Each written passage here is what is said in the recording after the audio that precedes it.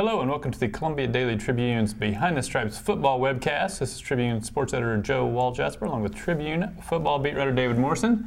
David, Missouri coming off a very poor 34-0 loss to Georgia. This kind of marks the second straight game where Missouri's offense has really spun its wheels, and this one kind of took it to a new extreme. 147 yards of offense, 0 third down conversions. I think their deepest trip into Georgia territory was maybe the 35-yard line. I mean, they just flat out didn't come close to scoring.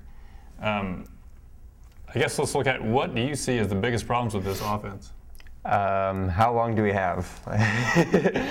Theoretically, infinity, although if people are going to listen, you might want to wrap it up. Right, okay. I'll try to within about 2 minutes. I'll try to keep it on Cliff's notes then. Okay. Well, I mean, first off, they're still not running the ball consistently at all like they were last year. And we've talked about this before, and it's the same problem. You know, if you look at Georgia's run game on Saturday, you know, they only ended up averaging, I think, 3.6 or 3.7 yards a carry, but you could see that on first down they'd get 6, and on second down they get 3, and on third down they could get 3 and get a first down. You know, it was consistently in that like 3 to 7 yard rush range, whereas Missouri, again, you know, had a couple of good runs off of right tackle and maybe a 5 or a 6 yarder, but besides that it was all either going backwards or just slightly in front of the line of scrimmage, and that's been a problem basically all year. And then also, I mean, the line had some issues in pass protection as well, but I think much like the South Carolina game, it was more Matty Mock just not being comfortable in the pocket than it was the line. I think offensive line coach A.J. Ricker and offensive coordinator Josh Henson said it kind of best yesterday. They said the line let a couple guys through early, they got into Matty's face, and then that kind of spooked him almost for the rest of the game, where he would have a better pocket, but he wouldn't necessarily feel like he did. You know, he would feel kind of phantom pressure coming at him. And I think that happened against South Carolina too. I think you're seeing a lot of the same things. So I think that's probably the two biggest prongs of what went wrong on Saturday. It's just still no control in the run game and Matty just kind of, I guess, being skittish back there. Mm-hmm. Big picture, when you look at Missouri's personnel, I don't know that there's a position group that you would say this group is a high-level SEC.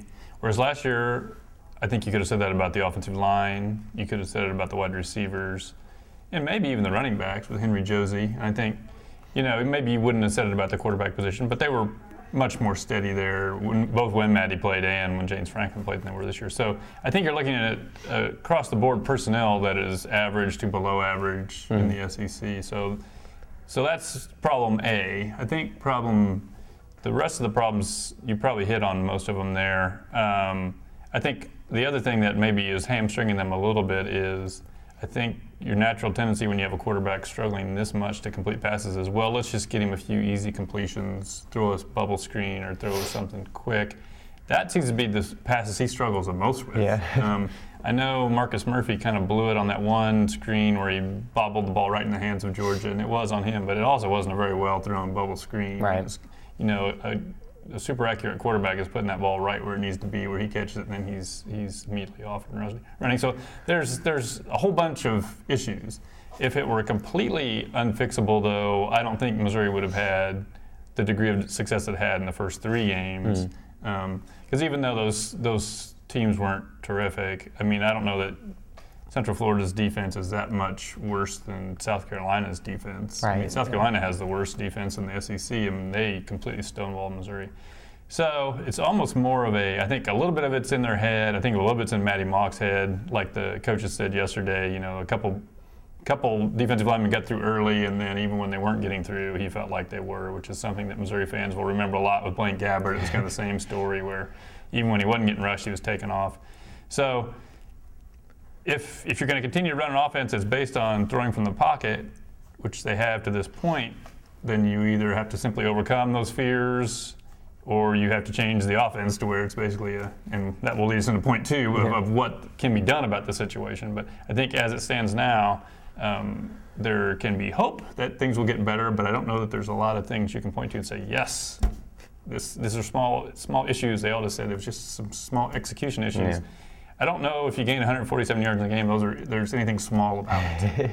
Right. But on to point 2, which is, okay, if you're in charge, what are some things you could at least try to make this better? Well, actually, I want to circle back to point one for a second too, Okay. and we didn't. You mentioned it kind of, the Murphy drop, but the receivers. It's not like they had a great day either.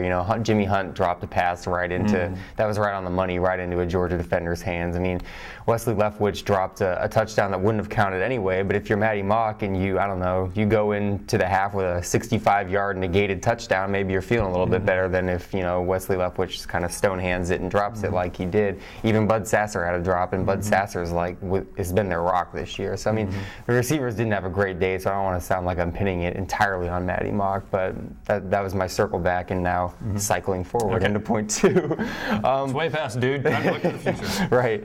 What can you do to fix it? I mean, I would think that to fix kind of Matty's, I guess, skittishness back there, it's gonna have to be getting trust back with the offensive line, and I don't know if that means just, trust exercises during the week, like the trust fall or something, falling back into their arms or something, or whether that's just kind of, them proving it to him during the course of games that he has more time than he thinks he does. That's got to be a big component, though, because if he can't trust his offensive line, he's always kind of looking over his shoulder or behind his back or everything, and he can't be comfortable back there.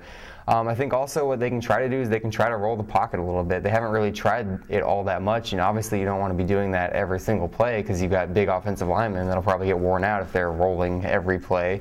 But, if you start rolling Matty to the left or rolling him to the right, he's shown he likes throwing on the run, and maybe that gives him kind of a sense of security that, he's already on the move and he can already kind of make things happen. So, I mean, those are two things they can try. The third thing, from watching video or from watching the game again, it seemed like the less time he had to make decisions, the better he was almost. So I don't know, maybe try to throw in some more quick timing routes, even though, like you said, he sometimes has a tendency to overheat some of those routes.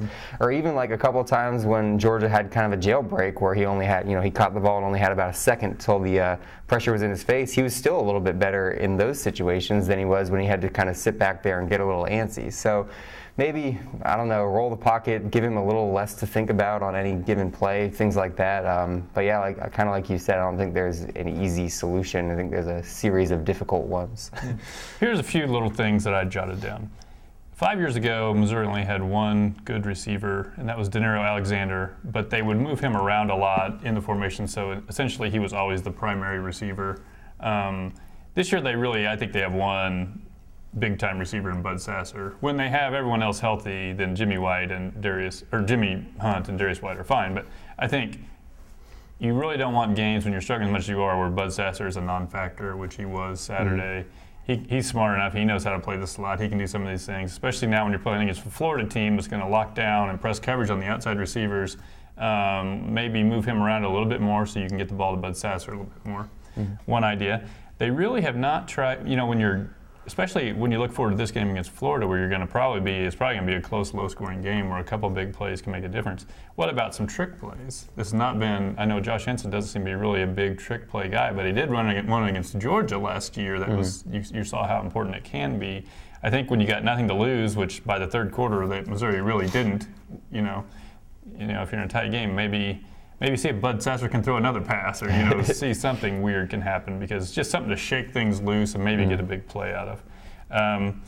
The option play is something that they've tinkered with some. I know this isn't really Matty's strength, but the running game, if you can't get it going, that's always a play that they have in their back pocket. I don't think they ran it at all. They tried it once. They did it once, and Matty kept it and got hit for, I think, no gain or something like that. I think early in the season, maybe one of the reasons you weren't running is, A, he wasn't as good at it as James Franklin, but B, you were a little concerned, boy, we can't afford to get this guy hurt. And of course you don't want him to get hurt, but now I think you're at a point in the season where I don't know if he seems quite so indispensable as he was. I mean, I think you are willing to do whatever you need to do, whatever plays you need to call. And if Eddie Prince needs to play a little bit, Eddie Prince can play a little bit. Or you can, even if you really want to get wacky and you're willing to burn a red shirt, Marvin Sanders is the guy that can really probably run the zone read, and you can fiddle with him a little bit. I don't think I would advise that at this point. That is really when you're sort of hitting the panic, not just hitting the panic button, but playing the panic button like a bongo when you're pulling red shirts this late in the season. But that is an option if you want to think about it. And lastly, I think maybe just the thing nothing they have to do on their part, but that would help. I think it would help if you got Darius White back. They really have three competent SEC receivers, and he's one of them, and he was pretty productive early in the season. I think you need to have those three receivers on the field for them to have much of a chance. Lastly, we're moving on to the Florida game. Now, Florida fans probably feel like they're about their team, similar to what Missouri feel about its team, which is probably going to be a lot of the case in these SEC East games moving forward. Florida's a team that is 2-2 in the SEC, and they tend to just end up in close games, and sometimes they win them and sometimes they lose them, but they're usually close. Just your thoughts on what might be some keys to Missouri getting out of the swamp with a victory? Well, they're going to have to establish that they can complete passes, because I think Florida, if they watch the film from the last 2 weeks and see that Matty Mock is completing 38% of their passes, they're going to just kind of dial up the pressure and get man coverage on the outside, like you said, playing press on the outside receivers and dare him to stand in the face of that pressure and beat them, because if they watch the last 2 games, it looks like he can't. So I think maybe establishing a pass game early. I don't know if they want to have a similar game plan to the Florida game last year, where they take a deep shot in the first play and try to get a touchdown within the first couple plays just through the pass game, something like that. That might be something to think about. And then also, they've got their 2 quarterback system kind of coming in this week. They've got Jeff Driscoll, who's been kind of atrocious at points this year, especially against Tennessee when he got replaced by Treon Harris. And then Treon Harris is obviously coming off his suspension, so he was not with the team all last week. But Will Muschamp has said they're going to use both of them. So I think, Gary Pinkel said yesterday that they kind of run the same offense with both of those guys. I don't know that we've seen Treon Harris enough this year to make that statement. But I guess just kind of be ready for what each has to offer. It would be easy to kind of stereotype and say, well, Jeff Driscoll's the pocket passer and Treon Harris is the option quarterback and things like that. But I don't think that's necessarily true. Jeff Driscoll's their second leading rusher. He can pull the ball in the zone read and run. And he's not a great passer. He's not a great passer. And Treon Harris, he can throw and he can also run. So, I think it's going to be just a matter of being ready for what either of them has to offer. And probably with Driscoll, that's a little easier because he's on tape a lot more than Treon Harris is. And their offensive coordinator mentioned, I think, yesterday that they almost need Driscoll out there to a certain extent, because there are receivers who don't know where they need to line up without him out there telling them where to go, and Treon Harris probably is not going to be much help in that regard. So I assume it will be more of, at least unless things go really bad for Florida, it will be more of Driscoll. And he's a guy that I think, he's a 5-star recruit if I'm not mistaken, but just has never got it going in college, and I can't imagine his confidence is too high because he had some critical mistakes there against LSU. Also, they just had, you talk about some of the drops Missouri had, they drop a touchdown pass that probably would have won them the game against LSU. So they're a team that I think if you hang around with into the fourth quarter, some doubt will creep into their mind, because they probably have less muscle memory of winning than Missouri does, because they had a kind of a disaster year last year. So I think they're a team they play good defense, and they, especially, their front 7, I think it's going to be tough for Missouri to run on them. It's been tough for Missouri to run on anybody, so it's going to be really tough to run on those guys. But I think similar to what they did last year, I think if you're Missouri, you don't have much to lose except to take some really deep shots against press coverage, especially with Sasser, and just see what happens. If you throw it 40 yards downfield and it gets intercepted, it's a punt. So I think you can live with that if you're going to probably end up punting anyway. What you can't really afford is some of the silly, shorter interceptions, because if you make Florida's offense drive it a long distance to score, you're probably going to be all right. But if you give them a short field, that's probably what's going to get you beat. The other thing, I think the other big concern Florida presents is they got a punt returner, Andre Dubose, who can cause a lot of problems. He had a touchdown return and another 50-yard return against LSU. So when you do punt, you need to rely on the golden age of punting and directional kicking, and keep it out of his hands as best you can. All right, well, tune in next week where we will see if Missouri has solved its offensive problems and figured out a way to win in the swamp.